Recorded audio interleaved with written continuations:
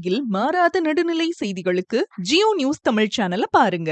திருப்பூரில் பயங்கரம். வேலை தேடி வந்த வேலூர் இளம் பெண்ணுக்கு நேர்ந்த கொடூரம். வேலை தங்குமிடம் தருவதாக கூறி பாலியல் அத்துமீறலில் ஈடுபட்ட போலி ஏஜென்ட்.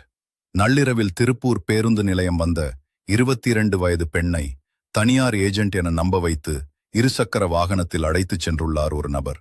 காங்கேயம் சாலை நல்லூர் பகுதியில் ஆள் நடமாட்டம் இல்லாத இடத்திற்கு அழைத்துச் சென்று பாலியல் அத்துமீறலில் ஈடுபட்டுள்ளார்.